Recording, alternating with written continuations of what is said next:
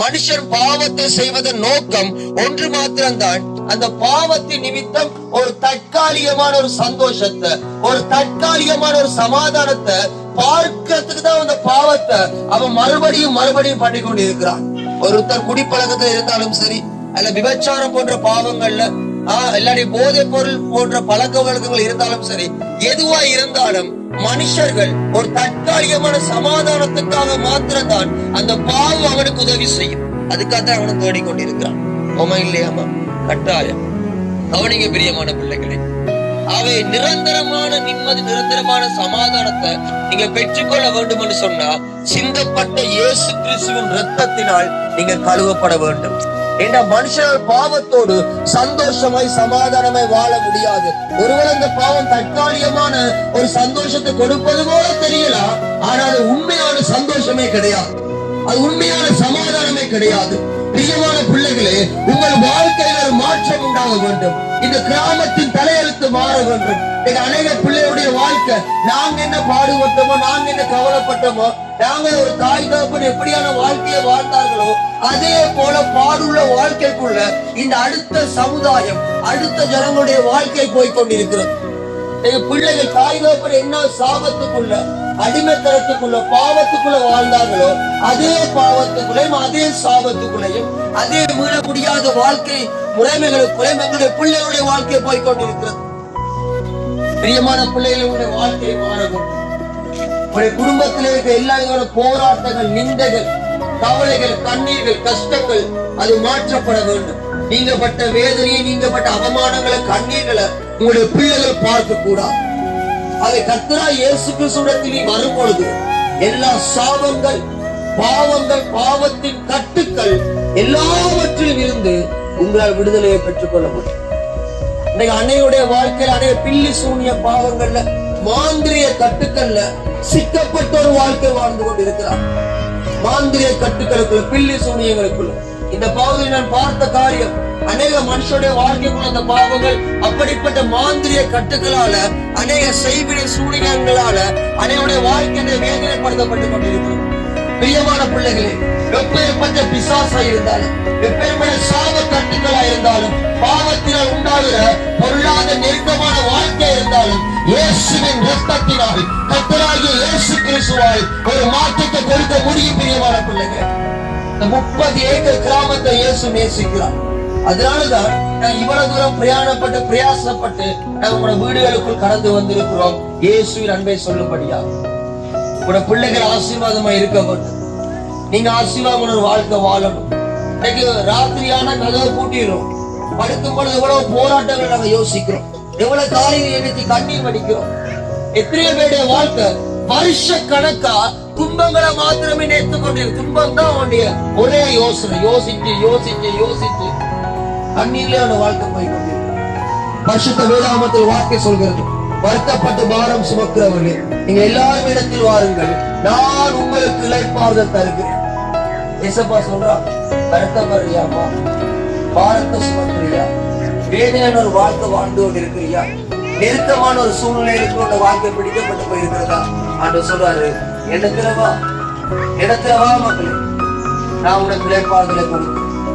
அநேக வாலிபர்கள் குடி பழக்கத்தில் அழிந்து போகிறார்கள், போதைப் பொருள் பாவங்கள் அழிந்து போகிறார்கள், சண்டைகள்ல, பிரச்சனைகள்ல, வாழ்க்கையில் ஒரு சரியான ஒரு முடிவெடுக்க முடியாம அநேக தடுமாறுவதை நாம பார்த்து கொண்டிருக்கிறோம். பிரியமான பிள்ளைகளே, இயேசு கிறிஸ்துவின் அந்த வெளிச்சம் உன் வாழ்க்கைக்குள்ளே வரும் என்று சொன்னால், உன் வாழ்க்கையின் இருள் நீக்கப்பட்டு உன் வாழ்க்கை பிரகாசமாய் மாறும். கிறிஸ்து என்னும் வெளிச்சமும் வாழ்க்கைக்குள்ளே வர வேண்டும். இன்னைக்கு எத்தனை பேருடைய வாழ்க்கை இருளடைந்து போய் இருளுக்குள்ளே வாழ்ந்து இருட்டுக்குள்ளே இருக்கும்.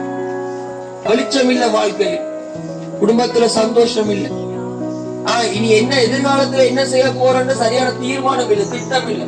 பயந்து பயந்து பயந்து நாங்களும் வாழ்ந்தது பத்தாம என்னுடைய பிள்ளையுடைய வாழ்க்கையும் பயத்திலே போய் கொண்டிருக்கிறது. உங்களுக்கான ஜெபம் செய்ய போகும். இந்த தலைமுறை, இந்த இல்லைகள் ஒரு மாற்றம் உண்டாக வேண்டும். இயேசுவின் அன்பு உங்களுடைய வாழ்க்கையை மாற்றது வல்லமை உள்ளதா இருக்கிறது. கண்களை மூடிக்கொள்ளும். உண்பதேவா, கண்களை மூடிக்கொள்ளும். ஒரு விஷயம், பிள்ளைகள் மேல இறக்கமா இருந்தாங்க. இந்த நாள் உங்களுடைய பிள்ளைகள் மேல நீ மனதுருக்கமா இருக்கும்படியா நான் செபிக்கிறேன். ஆண்டவரே, உங்க பிரசன்னமும் உங்களுடைய கிருபையும் உங்க பரிசுத்த ஆவியின் அங்கீகாரமும் ஆண்டவரே இந்த பிள்ளைகள் மேலே அமரும்படியாய் செபிக்கிறோம் ஆண்டவரே. வெளியேறி போகட்டும் எல்லா கட்டுகளும் ஆண்டவரே. பயங்கள், அநேக நாட்கள் பயங்கள், ராத்திரிகள்ல பயங்கள், திகில்கள், எல்லா பயங்கள் திகில்களை கொண்டு வருகிற பொல்லாத பிசாசின் கட்டுக்கள் நசன்னா இயேசுவின் நாமத்தினாலே கட்டளை கொடுக்கிற எல்லா கிரிகளும் இந்த நாளோடு வெளியேறி போவதா. இயேசு கிறிஸ்து எந்த மதத்தையோ எந்த ஒரு குழுவையோ எந்த ஒரு கூட்டத்தையோ சார்ந்தவர் அல்ல. இயேசு கிறிஸ்து இந்த பூமிக்கு வந்ததன் நோக்கம் ஒரு மதத்தை ஆரம்பிக்கவோ இல்ல, மதத்தை உருவாக்குவதற்காகவோ அல்ல. உங்களையும் என்னையும் நேசிப்பதை ஒரு அடையாளமாகவே இந்த பூமிக்கு வந்து உங்களுக்காகவும் எனக்காகவும் சிலுவையில பலியாயிருக்கிறார். நாங்கள் எல்லாரும் ஒரு சந்தோஷமா சமாதானமான ஆசீர்வாதமான ஒரு வாழ்க்கையை வாழ்வதை அவர் விரும்புகிறாரு. அதற்காகவே எங்களுக்காக மறித்து இருக்கிறாரு.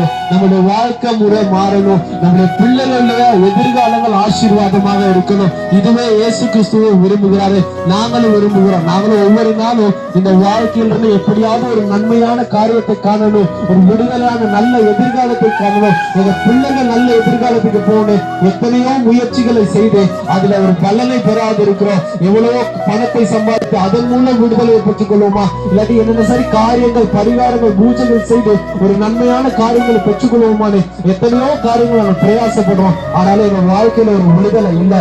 எங்களுடைய வாழ்க்கையில் இருக்கிற காரியங்களை விடுதலை பெற வேண்டும் என்றால் இயேசு கிறிஸ்து நம்ம வாழ்க்கைக்கு தேவை. இயேசு கிறிஸ்து ஒரு நல்ல பாதை, நல்ல மார்க்கமா இருக்கிறார். அந்த பாதையில நாங்க நடந்து போற நேரம் எல்லா காரியமே நன்மையா இருக்கும். வார்த்தை சொல்லுது, வருத்தப்பட்டு பாரம் சொல்கிற நீங்க எல்லோரும் என்னிடத்தில் வாருங்கள், நான் உங்களுக்கு இளைப்பாறுதல் தருகிறேன். எனக்கு வருத்தத்தோடு, வேதனையோடு, கஷ்டத்தோடு, துக்கத்தோடு, துயரத்தோடு, குடும்பத்துல சமாதானம் இல்லாம, விருத்தி இல்லாம, நன்மை இல்லாத உங்கள் ஒவ்வொருத்தருடைய வாழ்க்கையிலும் இயேசு கிறிஸ்து விடுதலையும் நன்மையும் ஆசீர்வாதத்தையும் தர ஆயத்தமா இருக்கிறார். அந்த சத்தத்தை நீங்க கேட்டு இயேசு கிறிஸ்துவுக்கு உங்க இருதயத்துல இடத்தை கொடுப்பீர்களா இருந்தால் இன்றைக்கு உங்க வீட்டுல உங்க வாழ்க்கையில ஒரு மாற்றமும் ஆசீர்வாதமும் உண்டாயிருக்கும். வார்த்தை சொல்லுது, இதோ நான் வாசல் அண்டையிலிருந்து கதவை தட்டுகிறேன், ஒருவன் என் சத்தத்தை கேட்டா நான் அவனோட உட்பிரவேசிப்பேன் என்று உங்களுடைய இருதயத்தை இயேசு கிறிஸ்துவுக்கு திறந்து கொடுப்பீங்களா இருந்தா அவருடைய ரத்தம் சகல பாவங்களையும் நீக்கி நம்ம சுத்திகரித்து எப்பேற்பட்ட மனுஷர்களா இருந்தாலும் நம்முடைய வாழ்க்கையில ஆசீர்வாதத்தை நன்மையும் தரதுக்கு இயேசு கிறிஸ்து வல்லவரா இருக்கிறார்.